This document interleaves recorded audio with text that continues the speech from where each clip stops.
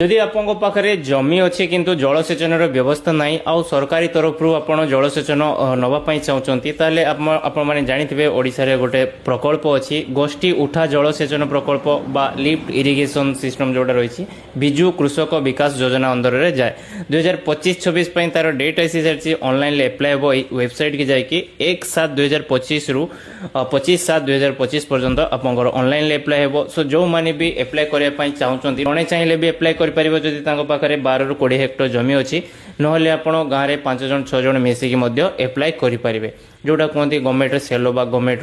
Point जो आपको free of cost रे बहुत लो इलेक्ट्रिक बिल रे आपको पानी दवा सहित सिस्टम इंस्टॉलेशन गवर्नमेंट तरफ होता है। सो यार लिमिटेड डेट पर्यंत एप्लाई हुए जमती कि जो डेट मुझे कहली तार भितर हम आर ही सरीज पूर्व आपको रेडी रहा पड़ो आ एप्लाई करने पड़ो आ यार details apply process previous year मुझे आनी मोर यूट्यूब चैनल अच्छी आपको दे दूसरी ना ए वर्ष स्टार्टिंग हेले आपको मुझे एक साथ नहीं आसबि नुआ वीडियो देखिए करदेवे। एंड प्रकल्प नाम बिजु कृषि विकास योजना एपर्यंत अच्छी वेबसाइट रे आगो बदली पारे। जय जगन्नाथ।